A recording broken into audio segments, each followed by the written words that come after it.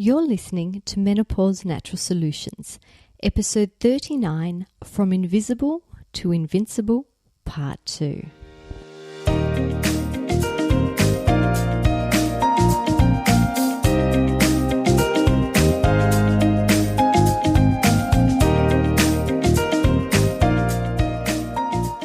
Welcome to Menopause Natural Solutions, your podcast for all things perimenopause and menopause related. Stay tuned as naturopath Jennifer Harrington explains how to use natural therapies to transform your health and happiness.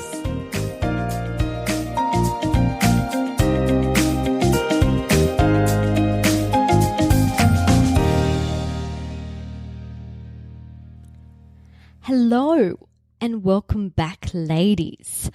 I can't believe this podcast is now being downloaded in over 60 countries. So I do know that a lot of you are new listeners.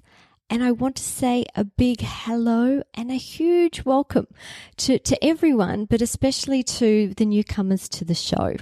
So today we are doing part 2 of From Invincible to Invincible. This is my new book, and I'm just doing little readings from it to give you a bit of a teaser of what you can expect. Now, this book is going to retail for $29.95, but for the first week on Amazon, I'm going to be selling it for $2.99. It is a massive discount and such an awesome price. I still can't get my head around how my publisher talked me into agreeing to it, but ultimately, I'm all about empowering you. And if getting you to get my book is empowering you, then I'm all up for it. Let's do it. But I can't give you that link today, unfortunately. For my regular listeners, you would have noticed that for the first time ever, this podcast is a day late. And it's a day late because I was waiting for Amazon to approve my book. You see, when I was starting this podcast, I had to submit it to Apple, and I was told it can take from 4 days, and it took 2 weeks. And I think the same thing is happening to the book. The time frame I was expecting it to be approved is actually going to be a little bit longer. But never fear, if you're on my mailing list, and I know that many of you are, I will email you the discount code the moment I get it. The code is only live for 7 days. So make sure you're on my mailing list so you've got a window of opportunity to grab my book while it's $2.99 before the price goes back up to the recommended retail price. All right, so enough about that. What we wanted to do, so last week I read through chapter 1 for you, which was called It's Not About Your Hormones. Now, the second chapter is about why Western women suffer the most, which is not what I'm going to go over today. I was looking at it and I wanted to read part of What's Happening, Why Me, which is chapter 3. But before I do, I'll explain the rest of the book. So the following chapter is called 10 Steps to Becoming Invincible. This is my plan, my goal for you to change and transform your health and happiness. And the first step is I for individual treatment plan. N for nutritious foods. V for vitamins and minerals. I for investigations. N for a non-toxic environment. C for contribution. I for intuition. B for breath. L for love your liver and detox, and E for exercise and other lifestyle factors. The next part of the book is looking at changes in menopause and what we can do about it. So it's all the big ones. So things like menstrual changes, hot flushes, night sweats, sexual health, vaginal health, breast health, bone health, joint health, muscular health, nerve health, digestive issues, fatigue, cognition, heart health, urinary tract dysfunction, headaches, blood glucose, thyroid, skin, hair loss, and immune health. So I think I've covered all aspects of health there in the book. But you know what? If I've left something out, let me know. I'll put it in the second edition. The next part is about headspace, about moods, anxiety, depression, and then finally putting your transformation all together. So I hope you guys grab a copy of my book. I hope you enjoy it. I really look forward to seeing some reviews and to hearing some feedback and comments about if you've enjoyed my book or not. But today we are going to look at Chapter 3, What's Happening? Why Me? I'm often asked why some people experience menopausal symptoms, but not all. Good question. The exact mechanism is unknown. What we do know, however, is there a part of your brain called the hypothalamus, which is responsible for temperature regulation, sex drive, sleep, moods, and memory. This area contains many estrogen receptors. Estrogen is needed to bind to these receptors for the hypothalamus to work effectively. When estrogen levels start to drop, this causes changes in the way the hypothalamus functions, and as such, symptoms may occur. However, the issue is twofold. It can be the reduction of available estrogen to bind to the receptors, or it can be that the receptors are dirty or dysfunctional. They may be clogged and unable to accept any available estrogen. Receptors become dirty when exposed to xenoestrogens, toxic metals, and other toxic chemicals. Healthy receptors need cofactors for optimal functioning. Cofactors are nutrients that encourage and allow hormones to bind. These include nutrients such as zinc, B vitamins, iodine, vitamin A, and magnesium. Estrogen receptors are not just found in the reproductive system and the brain. They are also found in your skin, breast tissue, adrenals, bladder, kidney, bone, joints, lung, intestines, thymus, lymphatic vessels, heart, and blood vessels.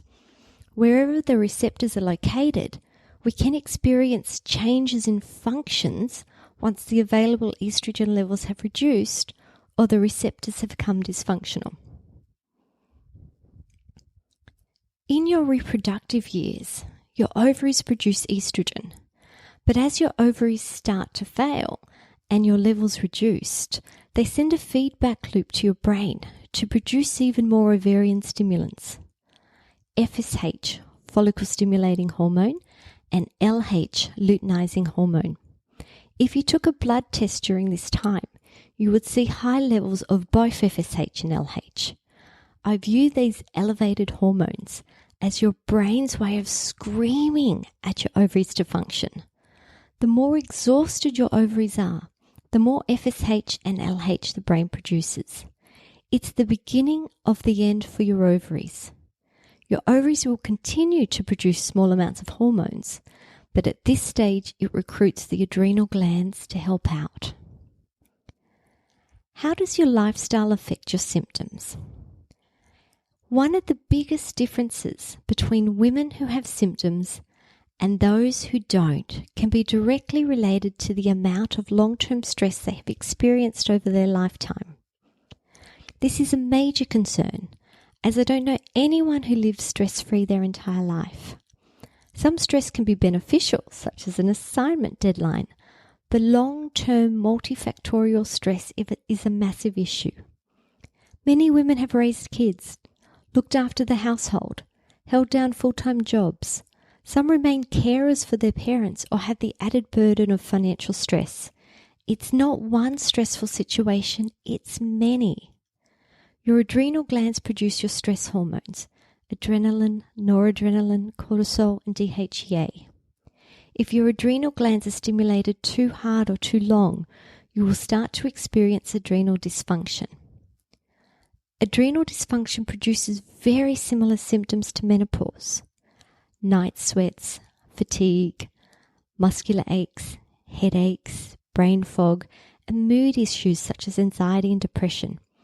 It's hard to tell what is coming from your adrenals and what is coming from your lack of reproductive hormones. The adrenals also take over the production of your hormones once your ovaries start to shut down. The adrenal glands already have a full schedule, and if you overload them, don't expect a good production of reproductive hormones later. If this sounds like you, let me tell you it sounds like me. Don't worry, all hope is not lost. We will go over strategies to improve adrenal health later. But for now, start thinking about where your stress is coming from and how you can turn that around. Removal of the stressful situation is ideal, but not always possible. Throughout the book, we will discuss techniques such as exercise and meditation to help your stress levels and supplements such as magnesium to help optimize function. Liver function and toxic load. Your liver is responsible for keeping your body clean. It detoxifies and removes dangerous substances from your body. It also produces and regulates hormones. If your liver is overwhelmed and overworked, it will try to prioritize cleaning your body and keeping you alive, and therefore won't be able to regulate your hormone levels successfully. Your liver function can be reduced if it's fatty. Fatty liver can be alcohol or dietary related. It's essential to help promote optimal liver function at all stages of life, but especially during menopause. What is even scarier is that the hypothalamus, pituitary and pineal glands, and these are all sections of the brain that regulate hormones and sleep, are not protected by the blood-brain barrier. What this means is that toxins have direct access to these particular parts of the brain and can be stored there. These toxins have an affinity for the brain. Mercury, lead, aluminium, PCB, solvents, and dioxins. They can cause symptoms such as hormone imbalance, brain fog, insomnia, memory issues, fatigue, headaches, depression, anxiety, and more. It's important to investigate for toxicity issues before starting hormonal treatment. Hormonal treatment may band-aid the symptoms while these toxins sit undiscovered, having longer to damage the brain. It's so important to investigate to make sure you find the true underlying cause and not temporarily prop yourself up with a temporary solution. Now, before you protest and say, "That's not me, I don't live in a toxic area, I've always eaten organic food and used chemical-free products," well, I'm sorry to say that it may in fact be you, because it's all of us to some degree. The Environmental Working Group released a study called 10 Americans, which investigated the umbilical cord blood of 10 random babies. The study found that each baby contained on average 200 different environmental pollutants and chemicals, even before being born. We are living in a world of toxins, which is why it's so important to identify your toxins and detoxify them. As suggested in the study, you don't need to be exposed to toxins directly for them to affect you. Researchers have found toxic exposure doesn't just affect you, it can affect multiple future generations as well. In fact, current research has indicated up to 3 generations. But as time goes on, this may increase to more. Think about the industrial pollutants your parents or grandparents may have been exposed to and how they might still be affecting you. In later chapters, you'll find information about cleaning your home and removing toxic chemicals. The less chemicals you're exposed to, the less work your liver needs to do to remove them, which means the liver can then focus on balancing and producing new hormones. What you eat also impacts on liver function. If you are eating the standard American or Australian diet, appropriately called the SAD diet, this encourages both the development of fatty liver and increases the toxicity of the body due to the number of preservatives, colours, flavours, pesticides, etc. Have you heard the saying, "It all starts in the gut"? Well, menopause is no different. The digestive microbiome is responsible for synthesizing and secreting hormones, regulating the expression of hormones, inhibiting the production of some hormones, and enhancing the production of others. So if your digestive system works well, your hormones are generally better balanced. If your digestive system isn't what it used to be, your hormones could be all over the place. The subset of the digestive microbiome that is responsible for metabolizing estrogen is called the estrobolome. A healthy estrobolome balances estrogen levels by excreting excess. But if the estrobolome is imbalanced, beta-glucuronidase is produced, an enzyme that can prevent estrogen clearance and promote estrogen excess. Viral infections.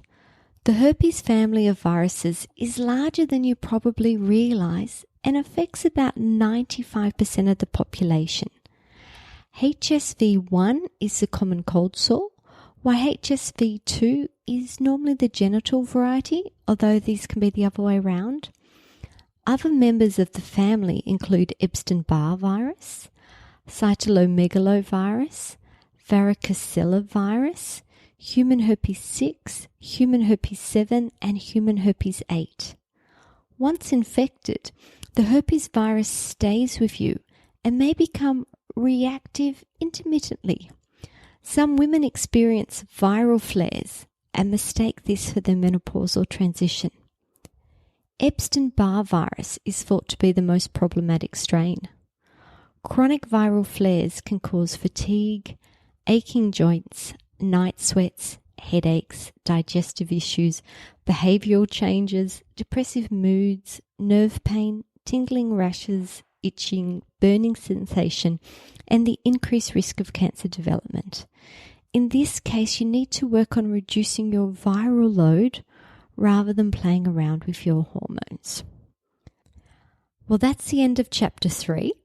I hope you've enjoyed that. And just a reminder, if you're not on my mailing list, I suggest you head on over and sign up straight away. So that way you make sure that you get the link when the book is finally released on Amazon and you can get it at the amazing discounted rate. That is only available for 7 days. So if you're waiting for next week's podcast, you may be cutting it a little close. Anyway, please send me your feedback if you've got the book. If you love it, if you hate it, let me know either way because it's all constructive.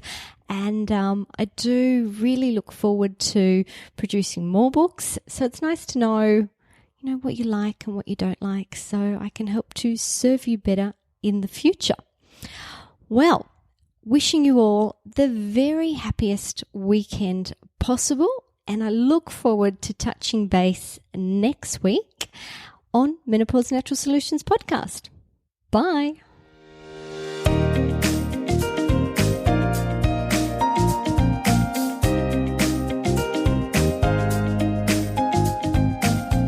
Thank you for listening to Menopause Natural Solutions. This podcast contains general information about menopause.